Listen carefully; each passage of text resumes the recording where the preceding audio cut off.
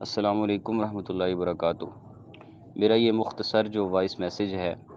یہ ایک social issue پر ہے جو بہت زیادہ وائرل ہو رہا ہے، اور وہ ہے ٹرانسجینڈر، جو بل کے تناظر میں جو بحث چل رہی ہے۔ تو اس سلسلے میں چونکہ بہت سے لوگ جاننا چاہتے ہیں، سمجھنا چاہتے ہیں،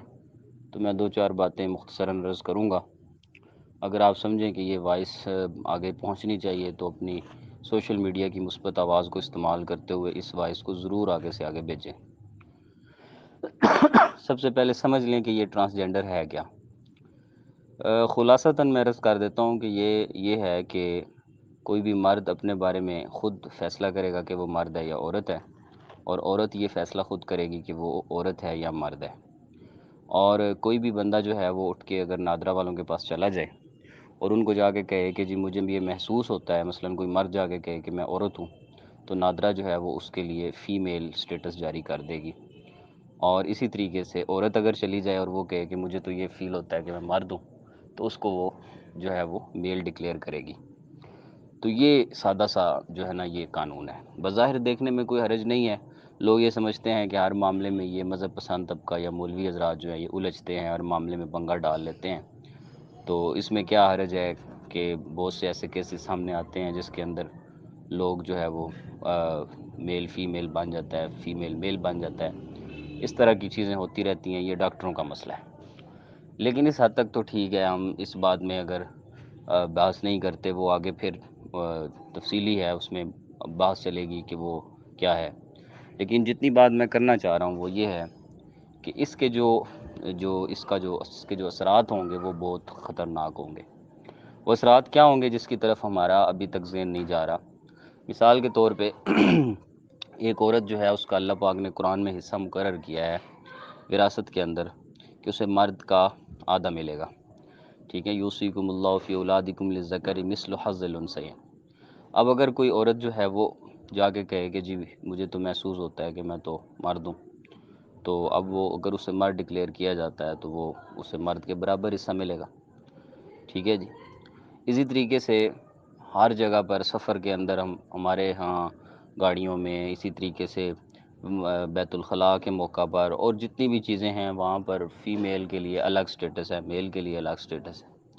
تو بہت سی مسائل کے اندر بہت سارے جو ہے اس طرح کے مسائل سامنے آئیں گے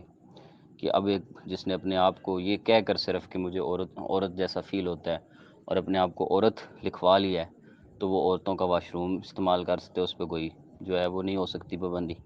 وہ سفر کر سکتی ہیں، وہ مطلب کہ جو ہے وہ ان کے ہاسٹل استعمال کر سکتے ہیں۔ تو یہ بہت ایک بڑا مسئلہ بنے گا۔ اس کے علاوہ ایک بہت بڑا طبقہ ہے جو لاسٹ ٹائم بھی کیسز سامنے آئے تھے، راول پنڈی کے اندر ایک لڑکا نے لڑکے کے ساتھ شادی کی۔ ہمارے ملک میں اگرچہ یہ قانوناً بہت بڑا جرم ہے، ان کو گرفتار کیا گیا، لیکن اگر اسی طرح کوئی جا کے یہ کہے اور ایک میل بن جائے یا مطلب ایک فیمیل بن جائے، تو اب وہ آپس میں شادی کر سکتے ہیں، جو کہ یعنی کہ ہم جنس پرستی جو ہے وہ اس سے جو ہے وہ بڑی آسانی کے ساتھ اس کو ہوا مل جائے گی۔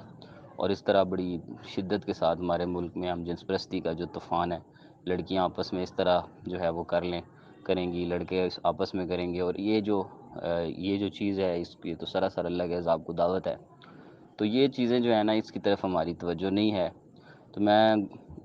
گزارش کرنا چاہوں گا، درخواست کروں گا تمام لوگوں سے کہ ہم سوشل میڈیا استعمال کرتے ہیں، فیس بک کرتے ہیں، واٹس اپ کرتے ہیں، اسٹیٹس لگاتے ہیں، تو برائے مہربانی جو ہے وہ